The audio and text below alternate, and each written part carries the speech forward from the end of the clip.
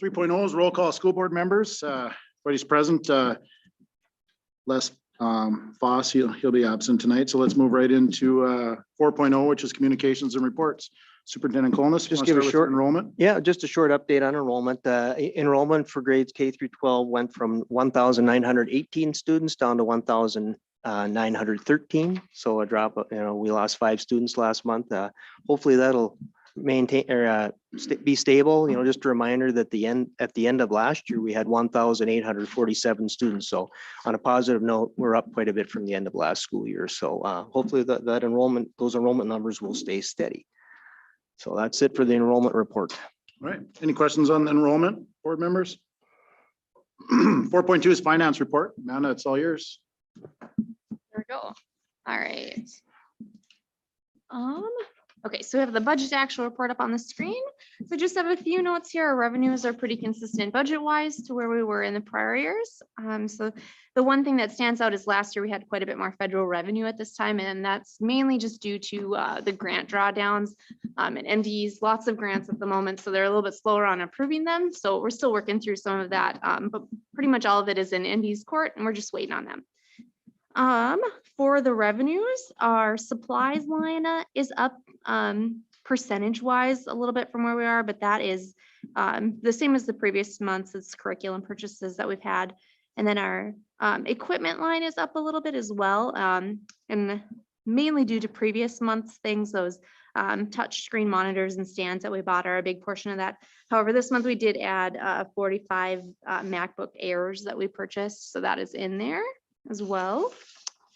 And then on the next page, for our smaller funds, the community service fund revenues are up a little bit over prior years, and some of that is timing due to state payments, and then the school readiness and driver's ed have collected a little bit more current year to date as opposed to prior year to date.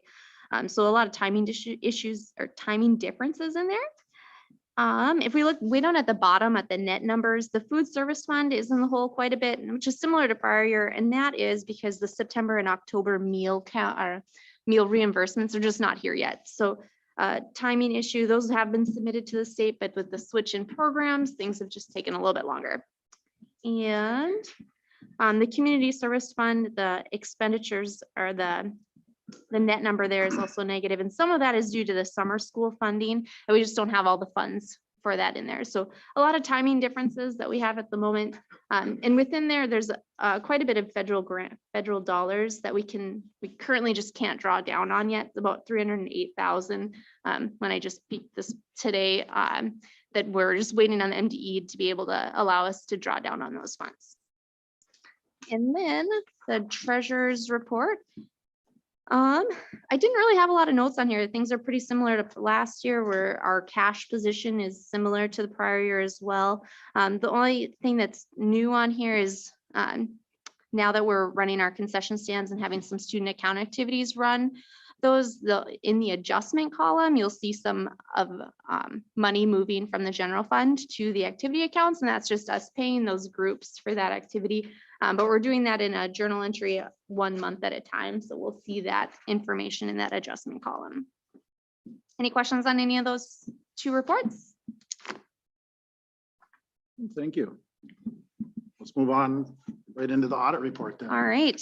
So you all should have your audit reports in front of you. And unfortunately, I need to take them back from you when you're done, but there's electronic copies available if you need any. And if you've heard me do this in the past, I go kind of fast, but if you want to talk about anything, we can stop and talk about any numbers that you want. So on page 2 of the report is the independent auditors report, and the auditors talked about this last time. There's no findings, and we have an unmodified or a clean opinion, so that is the best opinion that we can have. And then if we skip over to page 5 of the report, or PDF page 8, starts the management's discussion and analysis. And so if you are interested in the financial statements, this is a 7-page kind of verbal analysis of how the year went. So if financial statements really aren't your thing, but you're curious about the year, this is probably an easier read to get through, and talks about how the year went, our assets and revenues, expenses and liabilities. So then we'll skip over to page 12, which is PDF page 15. is our statement of net position. And so this is the school district on a full accrual basis. So it'll have all our capital assets and liabilities within the financial statements. And the one thing that I pointed out that is quite a bit different from the prior year is our cash and investments at 14.5 million. If you take out Fund 6, so all of our construction funds were really down to 7 million. The prior year was 5 million. So we're up over the prior year. And there's a few different reasons why, and we've talked about them before. Partly it's due to supplanting our grants. So there's expenditures that we would have had, but we were able to get grant dollars for them. And then due to how the teacher contract changed and teachers were paid over the summer months, we ended up with a liability on our books for those summer months. So our expenditures didn't change, but the cash position changed at year end, and those dollars were paid out during the summer months. So that made a larger difference within our cash position. Then on the next page, it'll show our net position. So it's basically whatever we have left, so our assets less all of our liabilities.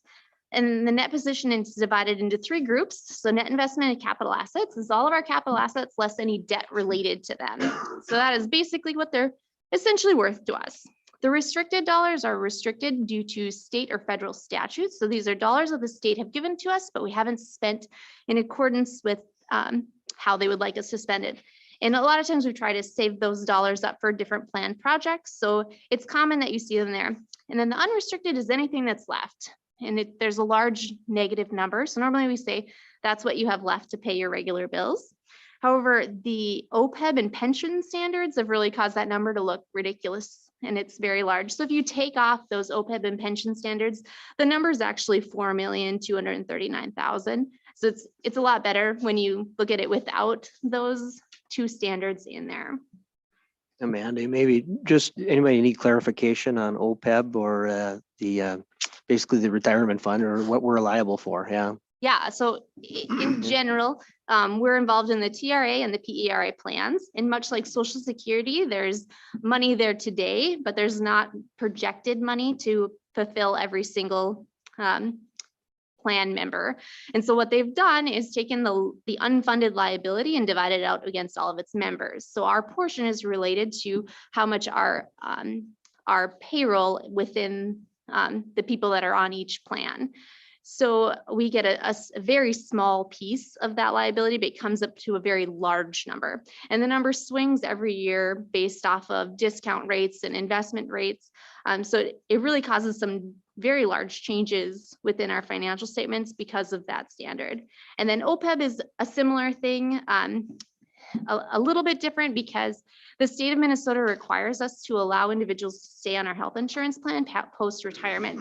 And it's much longer than COBRA. They can stay on it until their Medicare age. And because of that, our health insurance plan rates could be higher than if they were not on our plan. So it creates this implicit subsidy. So our plan rates might be higher, and that's what creates this liability on our books. So both of those are things that we can't pay off.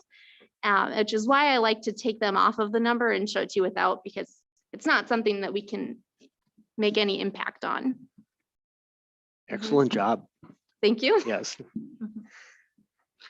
All right, so then let's skip to page 15. And this is our balance sheet in a way that you would typically see it. It doesn't have any long-term liabilities. It's under a modified accrual basis. So anything that's within 2 months of the year end is essentially what's on there. So you'll see accounts payable, but you won't see our debt and things like that. One number I like to point out on here is our unassigned fund balance in our general fund is the 4.6 million. And I like to look at that as a percentage of expenditures. And right now, our percentage of expenditures is 20%. Our policy is no less than 8% and no more than 25%. So we're right within there. Brady Martz likes to say that you should probably be within that 15 to 20% as like a buffer of when you can, for funds that you're going to need to pay out during the summer and then those first few months of school.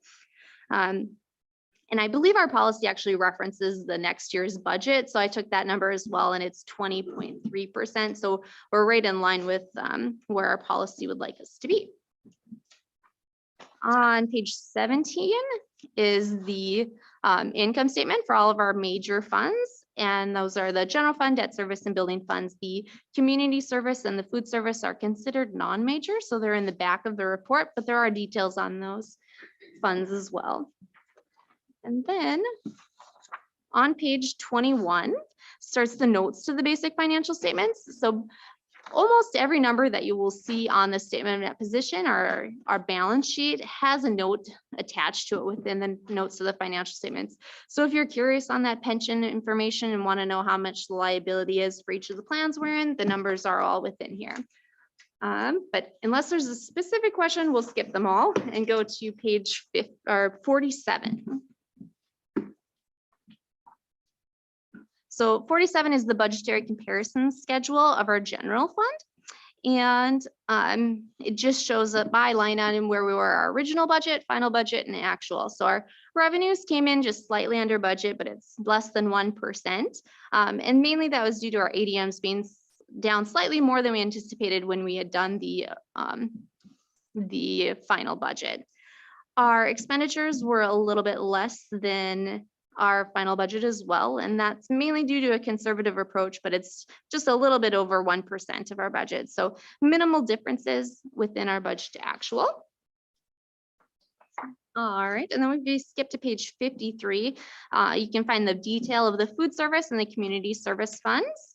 I don't think I was going to mention anything on there. Just a couple more reports. On page 55, there is a summary of all of the different restrictions that the state puts on the funds. So you can see our fund balance of where it started, what the state gave us, what we spent, and then where we ended up.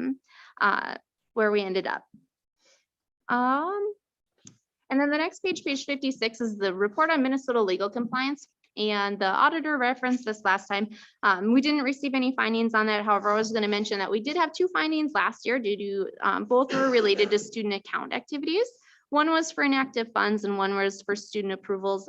And then we did a lot of work on that this year, and Carla made sure that everything had a student approval or a student signature on them. So we worked pretty hard to get rid of those findings for the current year.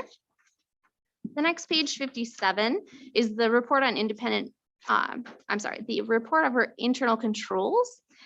And we did not have any findings this year, and we didn't have any in the previous year. Most schools in our area are going to see findings on this report for financial statement preparation or journal entries and segregation of duties, but we are able to write our own financial statements and write all the journal entries, and we have enough staff to segregate all of the duties, so we don't have any findings there. And last but not least, on page 59 is the report over our single audit. And we didn't have any findings in this section either, but they tested our food service program as the major program during the current year. And it's good that we have no findings as it affects our future single audits. And due to the amount of federal funding we get, we likely end up in a single audit function every year. And so if we did have findings, they might have to test more in future years. So it's great when we don't. And that is all I had. Any questions? Thanks, Amanda. Appreciate it. Thank you. Yeah, Thank you. thank you, Amanda. Carla. Let's move on to 4.4, which is MTSS and SEL coordinator, Jennifer Modine. So Ms. Modine, you got a presentation for us tonight? I'm just going to share my screen. Yeah.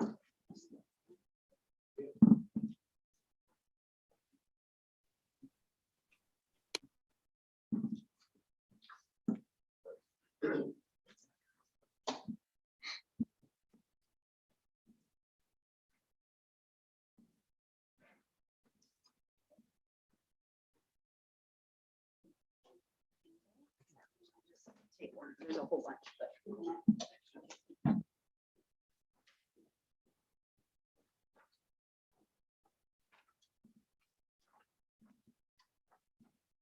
So as Mr. Colness hands out one of my little resources here for you, I'll talk a little bit about our PD today that we did for all our educational professionals. But first, just want to say thanks for having me here. I've watched a number of school board meetings since I joined the district, but it's nice to be here in person with all of you. And I will have, you can ask me questions at any time.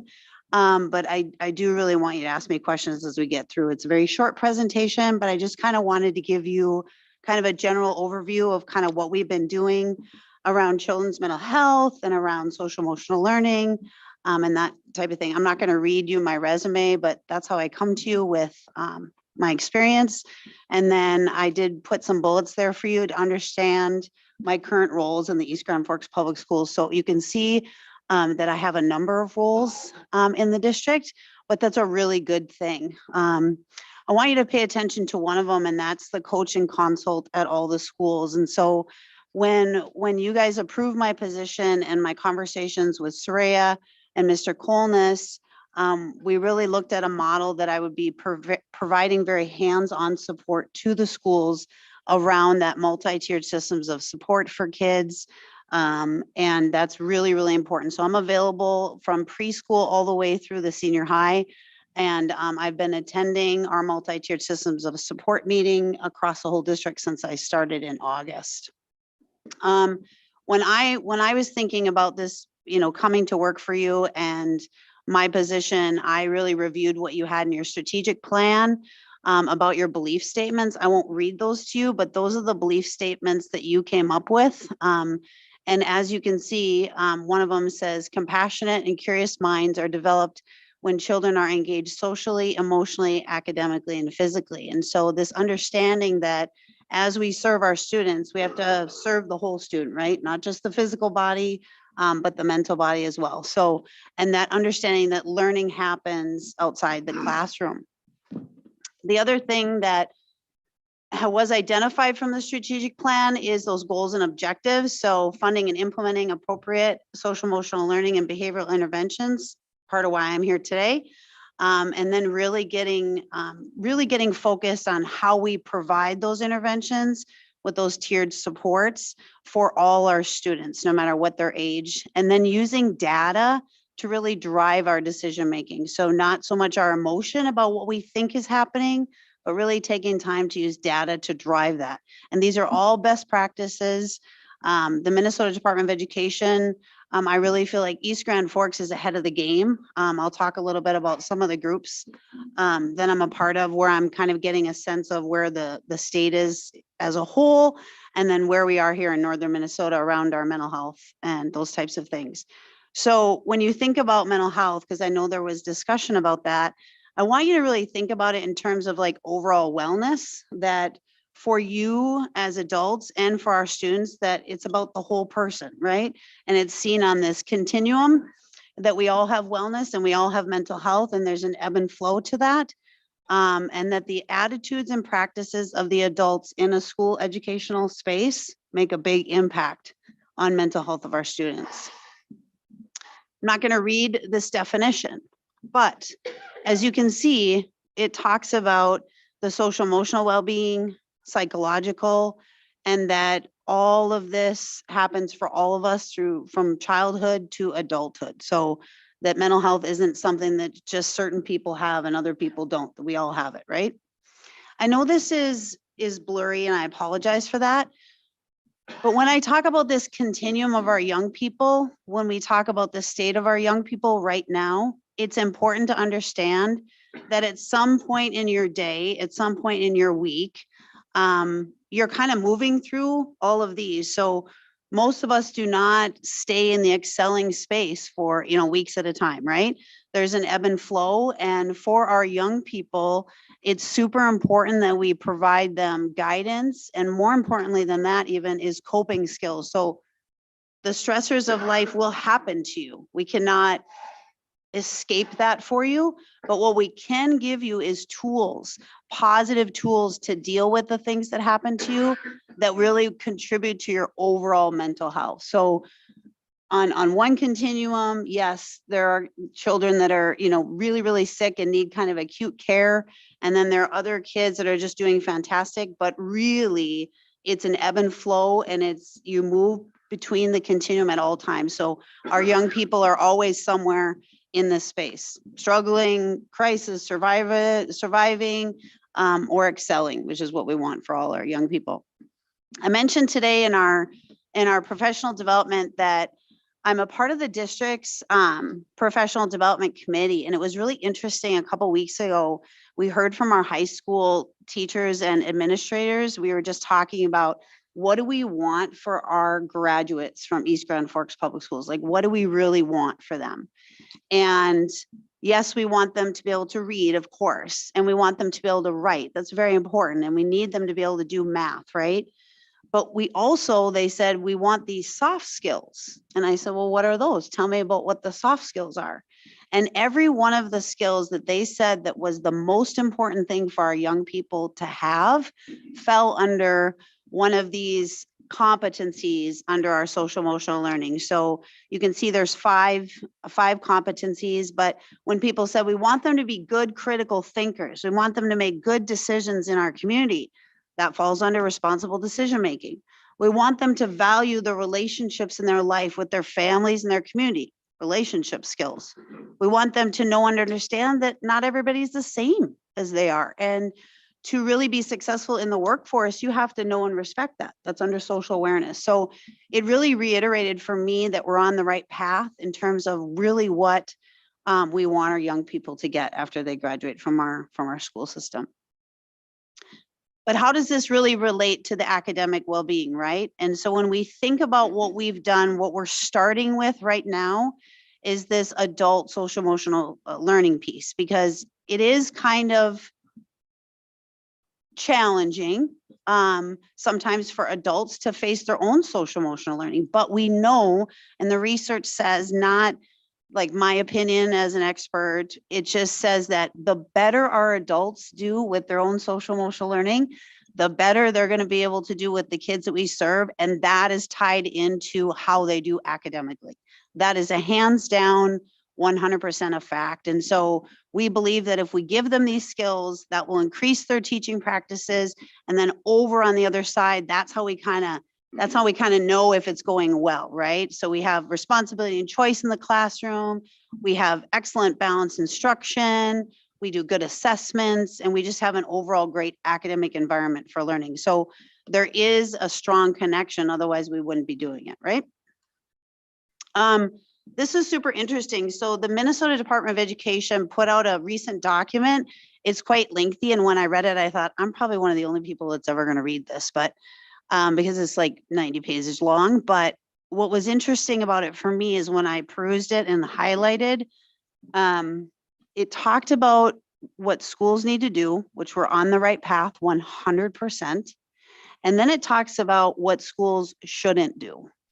And one of the things it talked about is we have to decide, I'm not going to read you the quote, we have to decide what we're going to stop doing. And so I was just talking with one of our teachers as we walked in today about how important it is for us to be really laser focused, right? And the analogy I use for the educational professionals in my building and the principals and Mr. Kolness is that water is really good, right? We like water, we know it's good for us, but no one likes to drink out of a fire hose. So if I throw that in front of an educator, they're going to turn their head away and say, I don't want any of that. So it's really important that we give this information and provide professional development that's chunked and slow and reflective. So it's at their pace and it's something that they can digest. It's not about throwing initiatives at them so that we become good at none of them because we're trying to do too many things.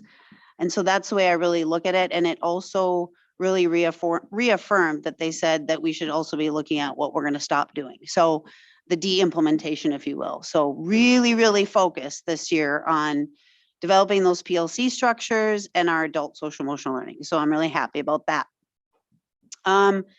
For this, clarity and communication. So it's good that I'm here talking to you. It's good that we're talking to our school teams, that these are teacher-led teams in every building around social emotional learning, that this is not Jennifer Modine's telling you to do X, Y, and Z. It's what does your team want to do and how can you develop that in your own school community? Because each school has their strengths and each school has things they want to work on. And so when we think about bringing this to the school level, it has to be driven by those school teams. So that's super important, and that there's a lot of clarity for our educational professionals and our community. So clarity and communication, those are like my two favorites, right? We recently read a book, some of us who chose to read it, and in that book, Dr. Bruce Perry talks about a lot of things. And this is a quote not from the book that we read, but he talks about the power of human relationships, okay? Because a lot of times we think, God, do these schools need therapists? Do we need, I mean, we have therapists and we'll talk about how great that is, but we don't need 100 therapists and we don't need psychiatric hospitals and we don't need all this stuff in our schools. What we need is the people and the students and the teachers to be able to be given the permission to release a little bit from the academic pressure of getting through content and spend a little bit more time focusing on relationships with the students in our building. The teachers know what their students need and we need to listen to them. So if teachers, what I've heard from them and what we've tried to do in my short tenure here with the district is if you know that you can't get through that content because you're having some other kinds of struggles, you have the professional choice, if you will, to pause, back down a little bit and focus on some of these relationship building things. And they do really amazing things when they do that. So the teachers that I talk to sometimes feel a lot of pressure to perform academically and get through all this stuff, which is very, very important. But often if we push that too hard and we don't take a good stock of where our kids at, we're not going to get through the academics and we're not going to get through the relationship piece. So I just put at the bottom there that when we think about our academics and our social emotional, it's an and, it's not an or, if that makes sense. I won't read this to you, but again, these are the action steps we've taken since I've started in the district in August 15th. And like I mentioned to you, we've joined a couple consortiums through the Minnesota Department of Education that one of them is we're doing a school health assessment around mental health. We're doing that at South Point. We just went through our results today, and then we met as a school team to develop what are some action steps that we can take, which is awesome. We developed a mental health team, which we've not had in the East Grand Forks Public Schools. Really, the purpose of that is really bringing all the mental health experts to the table and having special time for us to talk about what are our best practices, what can we do better, what's the state of our kids. And in that, I included our therapists that come from Aluma. So we're very blessed that we have a contract. So we have therapists embedded in our building. We also have our school psychs that aren't necessarily our employee, but they're contracted with us. They need to be at the table. And so we have all our school counselors, all our school social workers, our school psychologists, our cultural liaison, our therapists are at the table. We've been doing that. We've had 2 meetings because it's once a month for 2 hours, which is challenging to get them out of the building.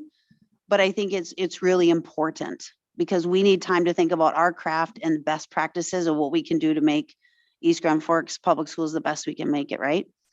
And then this idea that these, which I talked to you all about, is the SEL teams are embedded in each building and that teacher feedback is critical. So what do the teachers need? What are they asking for? And then how can we respond to that in a meaningful way? So that's what we're working on right now. I think that's all I have. I tried to go as fast as I could. But does anybody have any questions? Questions, board members? I got one. Sure. You talked about, how'd you phrase it? Release from daily academics, Correct. doing it all the time and focus on the relationship with children. Yep. And you said some of the teachers are focusing on that, but we're not all the way there. So when are we going to be there? They're concerned that if they don't get through the content, that they're somehow a failure.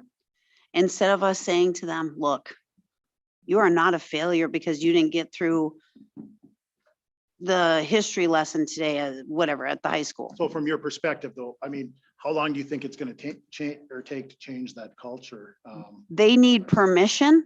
Okay. They need permission from all of us. Obviously, they need permission as educators to do what they believe is best. We want to have high academic standards, but we also want to be responsive to what those educators really say is important. So like I said, it's an and, it's not an or. It's not like we're just throwing everything out the window and we're all sitting around in some kumbaya circle. That's not what we're talking about. We're talking about releasing a little bit. Okay, if you didn't get through all that content, but your entire class was engaging with each other after a year and a half of COVID, that's successful. And those teachers feel that. They just need to know that that's success too. That it's not just academic success, we're looking for whole success. Because if we go back to what those high school leaders said, they said, that's what we want for our graduate, right? That's really, really important. That teacher voice is really important. They had the conversations I know you did with the high schools, and you haven't been here all that long, but Right. have conversations with the other schools to see, hey, what do we need for the kids at this age level Mm-hmm. and the kids at this age level, or is it just? I truly think, and I've talked about this with all the building leaders and with Mr. Colness. Schools carry a heavy burden. It's a responsibility, but it's a burden too, because we have children that have high needs, right? And we're the ones that are engaging with them 8 hours a day. We're the ones that see them, interact with them, whatever. And we need our community partners to really step up and engage with us on that and really kind of get out of this siloed mindset and think about innovative ways that we can help and respond to one another. Because sometimes it's too much for the school to bear, but they have done an amazing job of identifying that we have a student that has a high need. And then we need those partners to come to the table with us and truly understand that by the time they get a call from us, this is really serious. And so we can't say that we're taking care of everybody if we don't have those community, and that's an important goal of mine. It really is, because I think there's so much that we can do, because I have a deep respect for the other community partners. And sometimes they have a strange idea of what happens in schools. But there's a lot of really intensive mental health things happening in our schools. And we need to be able to rely on them. That's why I love that Aluma partnership, because it just builds that bridge. Those therapists understand and know kind of what we're facing, and they're a part of our conversation, which is super powerful. Thank you. Yeah. Can you clarify who the community partners that you're speaking of? Well, I think when you think about the community, you think about all the agencies that serve youth. You know, so when you think about juvenile court, juvenile justice, truancy, social services, child protection, any other nonprofit agencies that serve our youth. It's really, really important that we start to have meaningful dialogue about that. It really is. We had a really good conversation with Polk County Public Health last week. It was a fantastic conversation about how they wanted to really partner with the East Grand Forks Public Schools, because they know from the community side, we have a situation, right? And people ask me all the time, do you believe this was caused by COVID, whatever? I'm not the expert in the causational relationship between mental health and COVID. I think that certainly exacerbated it for many of our youth and many of our families.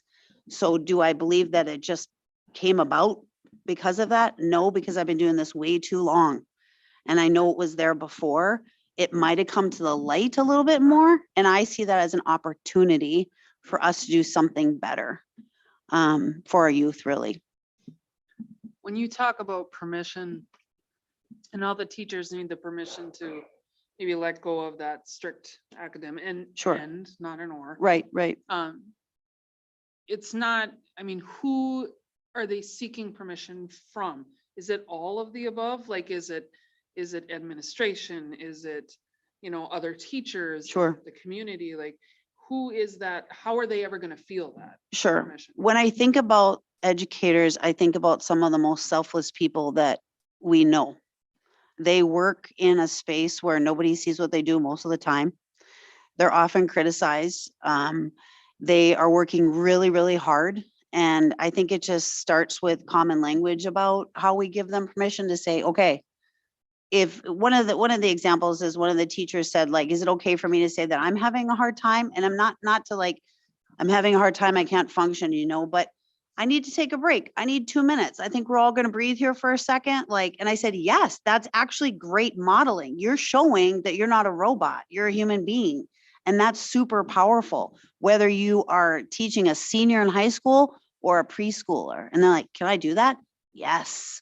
And so I'll keep sending that message to them and I'll keep reaffirming them in that work because it's important. And I think then you'll see them find a little bit more hope, a little bit more pep in their step when they trust themselves and know that we trust them.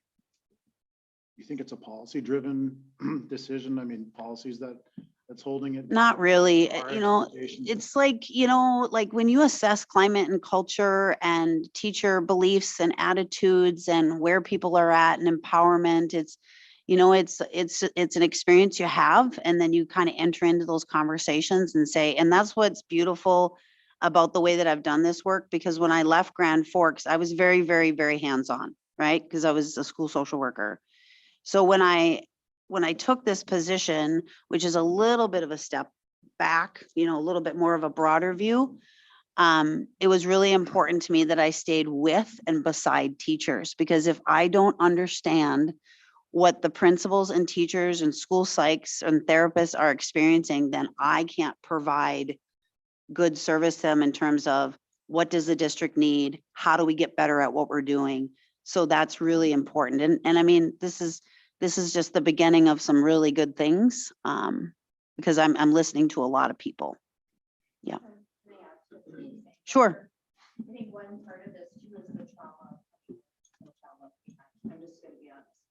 That was very traumatic for school systems because, you know, we were publicly being shamed, right, for not making the progress we need to make. So that is in those teachers' hearts to drive to make sure they're getting those kids. It's very traumatic to try and let go of that and say, I'm doing everything, but my test scores aren't showing that. Well, the test score is one measurement. It's an important measurement, yes, but it's one. Right. Just like, right. Just like we're all like whole, right? You're not your greatest mistake at work. You're not the project that didn't turn out. That's one part of your whole self, right? It's not everything. So we got to be looking at things holistically for our kids too. Like, that's really important for them and for their health. In order to meet or at least make progress towards your goals and objectives, do you think you have enough resources, whether it be people, additional partnerships, whatever it might be, or do we have a long ways to go there? It's like it's like there'll never be enough resources. Okay. So it's like a thirst that can't get quenched. So do I want more resources? Yes. Would I love to have a counselor and a social worker in every building and coaches, behavioral coaches in every building? Yes, I do want that. But I have seen teachers do amazing things when they're given a little bit of education, power, and the wherewithal and the coaching. Not, and this will never come from me as long as you keep me in this district. I'm never going to push an SEL curriculum on our educational professionals. I'll never do that. It's going to be come alongside somebody. What do you think you might want to try? Well, I'm pretty comfortable teaching relationship skills. Okay, let's go to work and let's do that. And that's what I'm teaching the counselors and the social workers. You will come alongside educators and then you slow release. Then you have the most impact, because you can't have 150 social workers, right? But teachers do not give themselves enough credit for what they can do. They do not. And so if we can just reaffirm them, and of course, if we need a few more resources, things like that, we'll do that for them, but they can do it. But do we need more staff and more paras and more? Absolutely. But I can't sit and wait as a professional for somebody to come and rescue us. We have to do the work now because our kids are in front of us now, right? Anything else, Tom? Oh, but I think it's important. thanks for the positive you brought to the district with what you're doing. Thank you. Thank you. I Appreciate think it. it's important as you talk about a goal of getting all the community partners on board. I'm going to speak for the board on behalf of the board, and I think you can certainly reach out to all of us up here to certainly assist in that if need be. I know it's For sure. we have the administration and there's some teachers that have connections, but certainly don't be afraid to reach out to Sure. us on the board on how we can help engage those community partners. Sure. And even the little piece, well, it's not really a little piece, but well, I thought it was gonna be little, but it turned out to be bigger. The McKinney-Vento homeless liaison. So I basically volunteered to Mike to do that part of the job for the district because I'd done it in Grand Forks for so long.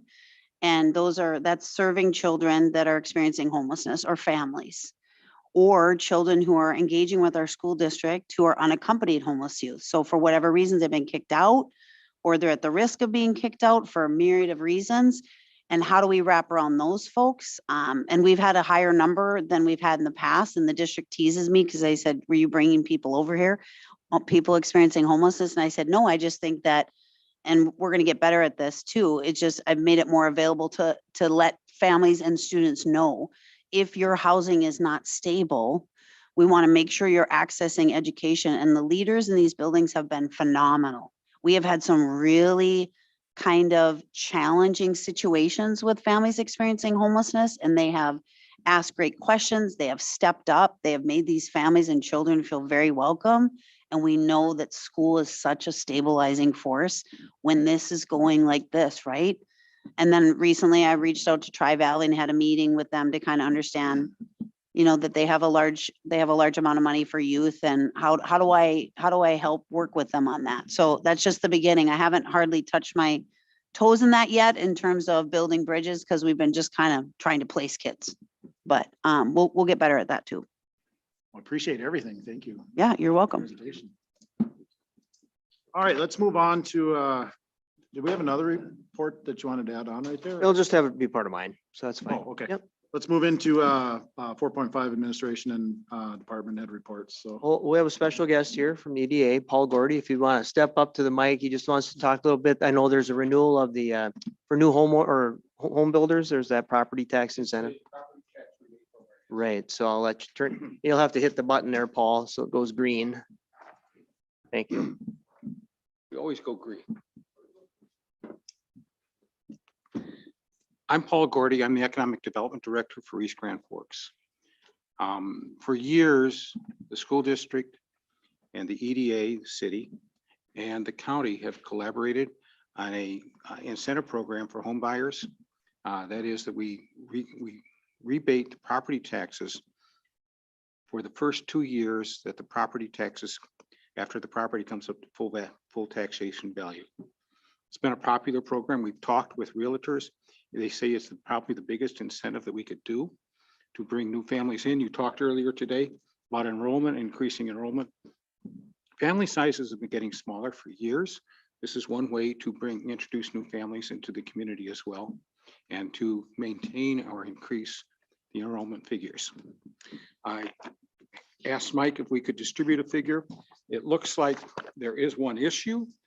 The amount of money that families have benefited from over the last 11 years of the program is actually $855,000, not $279,000. I will have to look to see what the formula did and why it did that. But what it amounts to is 5 years ago, yourselves and we and the county approved a program for 5 years. The last renewal was for 5 years and extends to homes that are completed and ready for occupancy by no later than December 31st of 2021. That obviously runs out. We suggest that it would be appropriate and wise to renew that program and extend it to December 31st, 2026. And that's what we're going to be asking you to do. You can see the commitment from the school district, financial support from the school district over the last 11 years. It's been about $72,000. And it's greatly appreciated. Your participation is greatly appreciated. Let me just make sure one thing is really clear though. The people who, it's a 2-year program. The people who are receiving the second year of the rebate that will occur in 2022 when after they paid their 2021 taxes. The people who have those are people who bought homes that were completed in 2018. So there's a cycle through. The people who buy a home in 2021, the house was completed in 2021. In 2022, it'll be based upon the value that it had in 2021, which is an incomplete house. So it's not a full value. So the full value won't occur until 2023 at the earliest. That means people who pay taxes in 2023 will get the rebate in 2024. And likewise, for the second year of the program. When they pay them in 2024, they'll get it in 2025. So it takes about 4 years or 5 years to cycle through. I don't want you to be misled or not know that that's the way the program works. So you're committing to something that you'll actually see the impact on for most of the decade. But we would ask that you participate in the program, and we would appreciate your continued participation in this renewal. Do you have any questions? So How many of you have been able to take advantage of the program? Bought new homes in town? it might have been around, I can't even remember. Hard question. I'm not. Long time ago. My question for you though is, as the city puts this together, you bring the proposal back to us, or what do you need from us? I know you need approval, but I've just run asked that through Mr. administration. I've asked Mike if he would have a resolution prepared. Okay. And the county is going to be looking for the resolutions from the school district and from ourselves. And when I get both resolutions, I will get them to the county and go talk with the county, just like I'm talking with you tonight. Okay. So you expect to have something back couple For the weeks? next board meeting. Okay. Sounds Okay. good. Any other questions from Mr. Corey? Thank you. Appreciate it. Please know that we're your partner. If you have any questions or anything, feel free to call us. Okay, call me, and there are some people here who know how to get in touch with me. Thank you. Thank you. Thank you, Paul. We can just continue moving on. Yeah, I'll cruise through here. Just a building project update. There were 2 documents that are uploaded into board book, really to summarize things.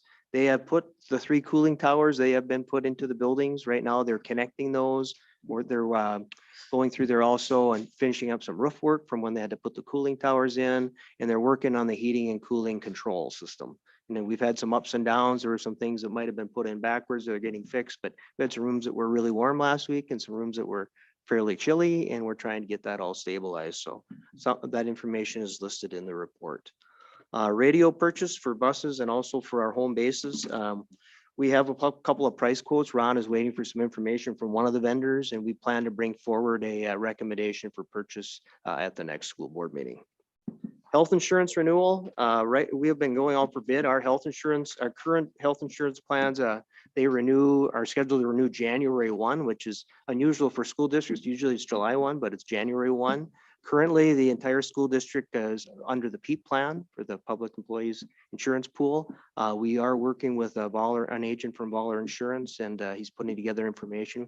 We have multiple price quotes that have come in, and we'll be looking to review that information with all of our labor group leaders and make a recommendation as far as moving forward with the health insurance plan. Okay.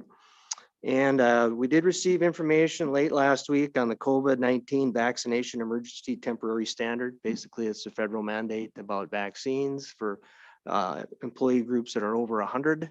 And also, we're going to be working through that. The implementation has to be fairly quick.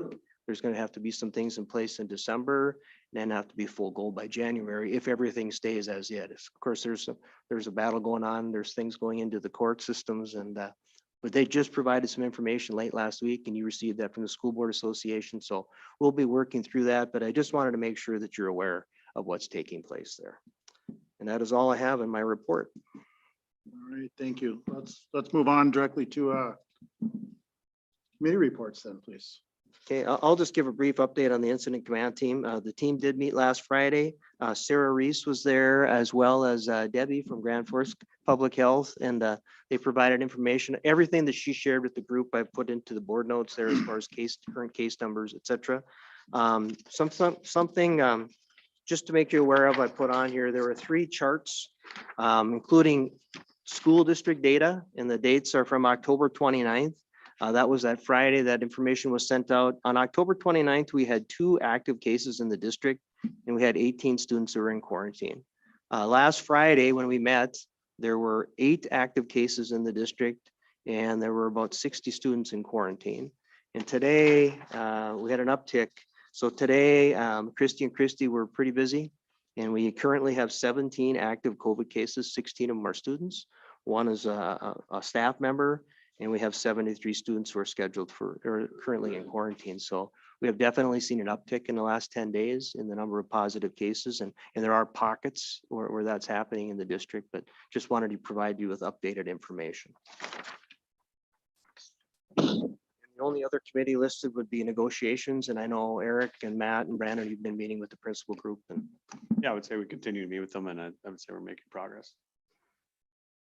I think just for the other board members that aren't on the incident command team, we did, we did ask that Grand Forks Public Health be included. Not, they don't have to be at every single meeting, but they're sharing a lot of their data now, so we know what's going on right across the river. So it was good to have Debbie on Friday, and I don't know if she'll continue weekly, but she's certainly sending stuff directly to Mike right now, so. Let's see here. Moving on, let's just go right into the consent agenda then. Number one, I need to approve the minutes for the October 25. Hang on here. Sorry, this is written on. Does anyone want anything pulled out of the consent agenda? If not, I'll entertain a motion to approve it all. So moved. I'll second. Questions, comments, or concerns on the consent agenda? All those in favor of approving the consent agenda signify by stating aye. Aye. Anybody opposed? Motion carries. Let's go to 6.0, opportunities for citizens to speak on items not on the agenda. I have two of them tonight. So we'll start with Mr. Hank Slavin. If you want to step forward, I'll let you get ready here and I'll get ready and hit the button. And Do I need to hit the button if it's already green? if it's green, you're good to go. Okay. So go ahead. Matt Hank Slavin.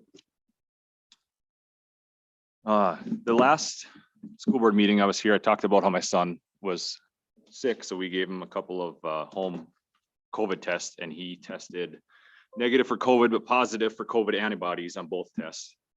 And we kept him home for about a week, just because he wasn't feeling good. We didn't feel it was right to send him to school. So when he did finally get back to school, he was in school for a couple days, and then I think most of his class, if not the entire class, got sent home because somebody in the class had COVID. You know, I'm glad that we moved from level 3 to level 2. And now our K through 6th graders are no longer required to wear masks. But we've talked about this at every one of these meetings. I've heard Lindsay mention it several times. We can't address the mask issue without addressing the quarantine issue. Our quarantine rules are, I think they're irresponsible because we know this is going to happen. If we're not wearing masks, we're going to send home classrooms full of kids. And when you look at our numbers from last year, all of our students last year, K through 12, wore masks the entire year. And we had the worst COVID numbers in the area. The mask did nothing for us last year. So I don't understand how we can look at what we're doing this year without looking at last year and saying masks did nothing for us last year. So why are we basing our quarantine rules this year on wearing masks? We've got, if I heard this right, 17 COVID cases, 73 people quarantined. So that's 56 close contacts. Those 56 students could be in school right now. And if they were wearing masks, I believe they would be in school. But because they weren't wearing masks, we sent all of them home. And if we look at last year, how does that make any sense? If last year everybody wore masks and we still had the highest numbers in the area, why are we basing our rules this year on masks? I think we need to change that, and it's been talked about enough. I think we need to start taking some action on it.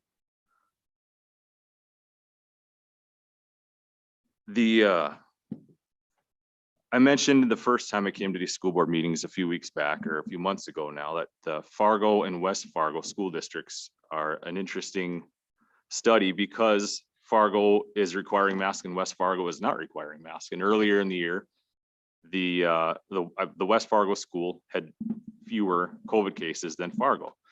Well, the updated numbers on the North Dakota Department of Health website shows that Fargo Public Schools has 86 active cases out of 11,419 students. West Fargo has eight fewer cases, 78 positive cases out of 12,208 students. So when we look at that, there's nothing separating those two communities. They're basically the same community. One side is wearing masks, one side is not wearing masks. The side that's not wearing masks has lower COVID numbers than the side that's wearing masks. And there's plenty of these studies and examples to show that masks aren't the end all for spreading COVID.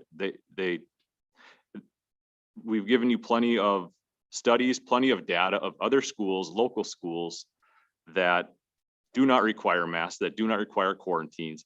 And I would encourage you, if you haven't already, to reach out to these districts, to reach out to their superintendents, to reach out to their school board, to talk to them, to find out how it's going for them. And let's see if we can move in that direction. Because I feel like our school has turned into more of a daycare / clinic, which I mentioned at our last meeting. I feel like it's illegal for us to be practicing medicine without a license, according to the state of Minnesota, by requiring our students to wear masks to prevent them from getting an illness. And I don't think it's the nurse's job to keep people from getting sick and to do detective work to find out who's been where, who's at home, who's been around other people, especially when you look at the kids' life outside of school, how busy they are. I don't think it's our school's job to test kids or to send tests home or to follow up with tests. And I definitely don't think it's our teacher's job to enforce any of these rules. So that's why I'm here today. I'd like to see our school become a school again and not a daycare or a clinic. And I think we need to do this by taking action on our quarantine policy and keeping masks off our kids. Thank you. Thank you, Mr. Slavin. Appreciate it. I have one more speaker, Samantha Amdahl. Ms. Amdahl. Step forward.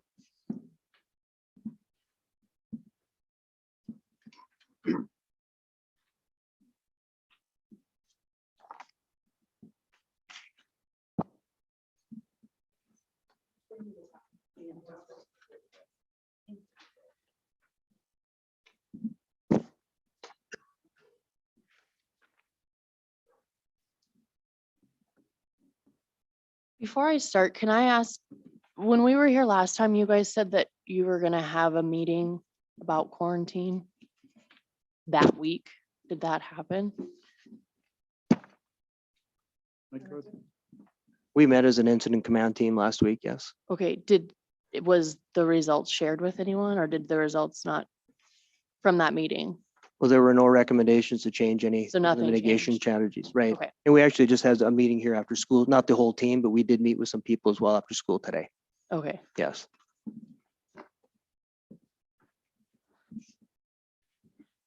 Hi, my name's Samantha Amdahl, and I'm a resident of East Grand Forks. At the last meeting, Matt Slavin informed you that he's ready to take legal action if that's what it takes to change things around here, because his coming to speak every 2 weeks for the past couple months hasn't seemed to do much.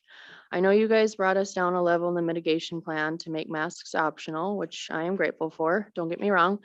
But I think that had nothing to do with us and everything to do with how obvious it is that having only 6 kids test positive out of 2,000 is ridiculous to require masks. If you really made changes because of anything we said, you would have scrapped that whole mitigation plan, and we wouldn't have had, as of Friday, 62 kids out on quarantine for only 7 kids testing positive. And I know that quarantine went up today because a whole entire class just got quarantined today, another one. I sent you guys 3 different plans from other Minnesota schools that leave medical choices up to the parents and staying home based off symptoms. And I'm not talking about a cough and a runny nose. I'm talking about a fever of 100.4 or higher, diarrhea, vomiting, a sore throat. These are the things kids should be staying home for until they are symptom free for 24 hours without the use of medication. Matt is not the only one who has looked into the legal side of things. I started doing my own legal research a couple weeks ago, and I know a few other parents that have as well. So to add to Matt's statutes he presented to you last meeting that are in complete violation of, to include practicing medicine without a license and child abuse when it comes to affecting the breathing of a child.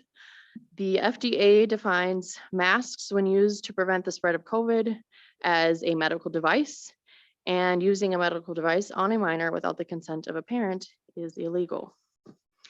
I don't know if there's any truth to this, but I was told that you guys, or at least some of you, have been threatened by pro-mask parents that if their child gets COVID in school and dies, they will be suing you. Not that I take a child dying lightly at all, but I have a feeling proving that a child got COVID at school would be pretty hard. But if you were worried about the 0.005% chance that a child in Minnesota will get COVID at school and die and their parent will sue you, but you aren't worried about the 100% chance that us parents taking legal action who are not consenting to masks, not okay with practicing medicine on our child, and most definitely not okay with child being abused, then I guess that's a decision you have to make. Lindsay has said this many times, and I think you guys should listen to her, but these decisions you are making aren't not yours to make. They are decisions the parents need to be making. I know that with everything going on lately, it doesn't really seem like it, but we do still live in America. And let me tell you, we are fed up. This is not about a virus. It never was, and it never will be. This is about control and the taking away of our rights. And I'm not talking about you guys. I know that you guys have been conditioned and told over and over, it's just about keeping kids safe. And you're being fed information from people on one side and with an agenda, but you're being used as pawns. You are helping them take away our rights little by little. I mean, honestly, does it really make sense if you think about it, that you guys, parents, community members, board members, should be making medical decisions about somebody else's kids? If I were to ask you that 2 years ago, I can guarantee your answer would have been no. But because our country has now made it seem like it's the norm, it doesn't seem that far-fetched. But I'm asking you guys to stand up and be leaders. Just because Grand Forks or Crookston or other schools in our areas are doing the same thing, it doesn't mean that it's right. And now for our favorite topic, since taking away masks or making them optional means nothing without our quarantine rules, let's talk about close contact quarantine. I said this last time and I'll say it again. If you're actually that worried that a close contact child has COVID, why is it their family members living in the same household are still able to go about their normal life? They can go to school, work, and daycare. If you were worried that the child who was a close contact really did have COVID, everyone in their house would have to quarantine also, but they don't. So that tells me the chance of them having it is not high at all. What's the difference in a close contact child sharing the same bathrooms, food, and basically every surface and space in the house with family members any different than that child sharing spaces and surfaces with kids in school if they have no symptoms? 2 weeks ago, a child in our district was sent home as a close contact. She just happens to live in a home where her mother runs a home daycare. Polk County and our school told her that it should not affect her daycare and that she does not need to close. So my question is, why is she okay being around her family and those daycare kids as a close contact, but she can't be around kids at school? My son has been quarantined twice now, yet I can still go to work, even after kissing him, sharing food with him, sleeping in the same bed with him some nights, but he can't be in school with other kids. I'm not understanding the difference here, and I'm not understanding the logic. Lastly, I'd like to talk about the information you're getting from our county. And the handout that I gave you, you'll notice both pages contain the same graph. The second page may even look familiar to you. It was a presentation given to superintendents in Polk County by Sarah Reese. If you look closely, the graph I pulled on the front page, straight from the Minnesota Department of Health website, contains information about those numbers to include that these cases were from exposure at school, exposure outside of school, and exposure in unconfirmed settings. It also states that those numbers include confirmed cases and probable cases. So who knows how many of those were just probable positives and not actual positives? However, my point is, do you see that information on Sarah Reese's presentation? I watched that presentation and she doesn't mention it at all. But with the way that it's presented, it makes it seem like all of these numbers are from kids catching COVID in school. And this graph is by far not the only discrepancy in that presentation. The rest were listed in an email that I sent to all of you. I've only heard Sarah speak twice. Once at one of these meetings that I attended a few weeks back and that presentation that was posted to YouTube. And both times she conveniently left out information that makes it sound like things are a lot worse than they really are. I don't know how many times she's talked to you guys and presented you with numbers and statistics, but just from the 2 times I've heard her speak, she leaves out what I find to be important information, as well as made many discrepancies in the information she presents to you. And that seems like a pattern. I can only imagine how many other things she's left out or spun in a direction that fits her narrative. So my point here is I really hope you're doing your own research and not just taking her word for it. You guys are holding positions where you have decided it's up to you to make these decisions. So don't you think you're obligated to do your own research and to be looking at all the sides of this, not just hers, especially with the patterns she's shown in just the few times I've heard her speak. Almost all of you have kids in these schools. If you do not do it for our kids, do it for your own. Thank you for your time. Thank you, Ms. Ondo. Appreciate it. Let's move on 7.0 to approve the agenda. Does anything need to be added to the agenda tonight? Nothing being heard. I will entertain a motion to move to approve the agenda as presented in board book. So moved. A second. Questions, comments on the agenda? All those in favor of approving the agenda as presented signify by stating aye. Aye. Aye. Anybody opposed?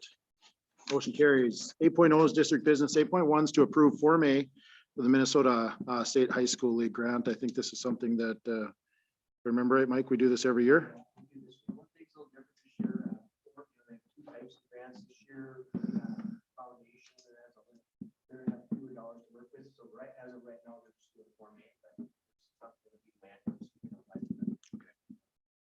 I'll make the motion to approve Form A. Second. Questions or comments? All those in favor of approving Form A for the MSHS League signify by stating aye. Aye. Aye. Anybody opposed? Motion carries. 8.2 is to approve donations to the school district. We have a couple here, so. Anybody wants to make a motion, read those out, be appreciated. I'll make a motion to accept the donations to the school. The donation from Robin and Wally Cash to the senior high for miscellaneous for $150. From Steve and Rosalind Gander to the senior high for boys tennis for $500. And Steve and Rosalind Gander to the senior high for girls tennis, $500. Total of $1,150. Second. Questions or discussion?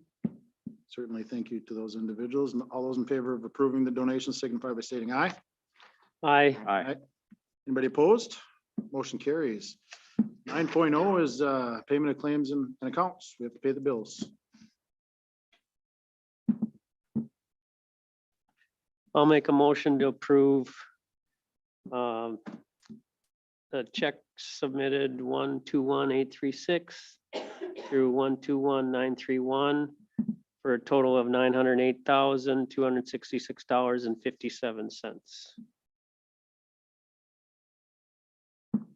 I'll second. Questions or discussion on the bills that were uploaded in board book? All those in favor of approving the payment signify by stating aye. Aye. Aye. Anybody opposed? Motion carries. 10.0 is board member comments. Lynn, you want to start tonight?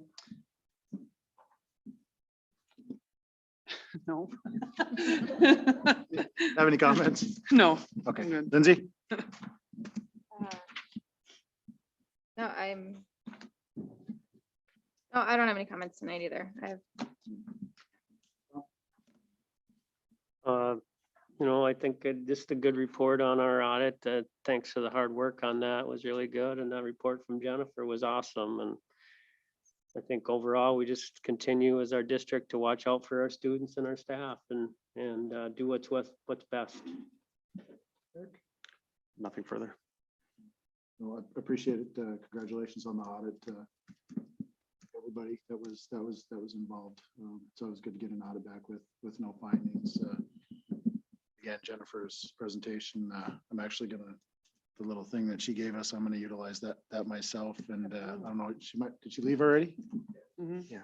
So, but I think as a board, some of the things that she talked about, I think they're gonna need our help, not necessarily setting policy, but maybe help driving, and however we can help the administrative staff change that culture if you need. And it's not that easy to change culture in anything that you do, but if it's as simple as trying to get our educators to think that they can, or to tell them that they can take a step back, and if that has to come from us at the top, I guess I'm happy to do it. So I would hope that we would all be. So I'm glad we have her on board, and hope to continue hear good things coming. So with that being said, our next board meeting is November 22nd. I'll end on a positive sorry, note. I you- forgot. you have- Well, that was positive, but I'll end on, just Jonathan Kruger participated in the state cross country meet last Saturday and he finished in 44th place. That sounds down there, but out of 160 runners. Awesome. So he had a great, and so represented the Green Wave very well, and we're very proud of him. So we'll invite him into,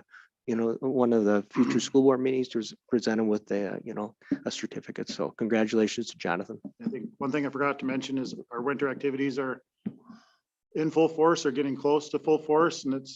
sounds Getting like close. it's Girls hockey has probably the started, word to and, use here shortly, so He'll be busy. good luck to everybody in that case. With that being said, November 22nd at 5:30 is when we're going to meet unless otherwise noted, and I will entertain a motion for adjournment.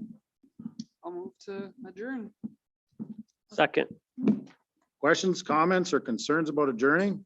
All those in favor signify by stating aye. Aye. Aye. Anybody opposed? Motion carries. Meeting's adjourned. Thanks, everybody.